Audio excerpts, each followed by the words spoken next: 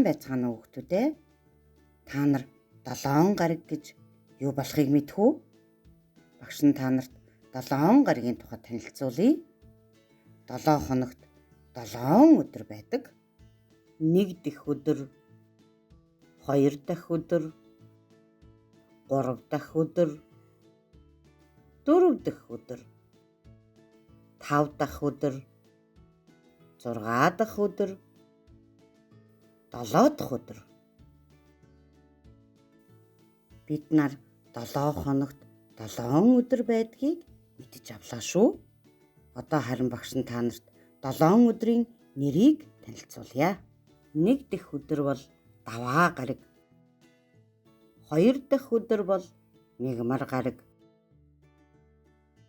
3 дахь өдөр бол лавг гариг.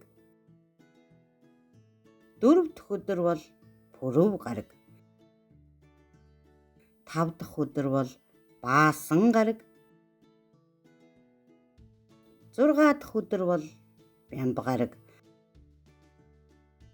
7 дахь өдөр бол нэм гариг.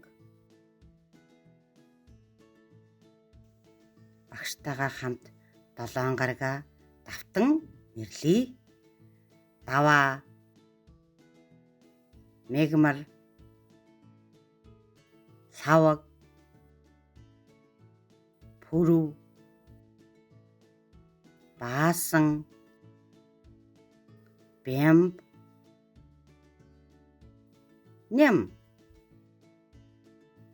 Хүүхдүүдээ 1 дэх өдөр ямар гариг вүлээ?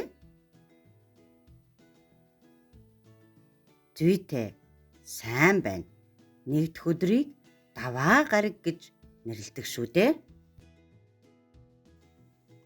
Пүрэв гариг хэд дэх өдөр билээ хүүхдүүдээ?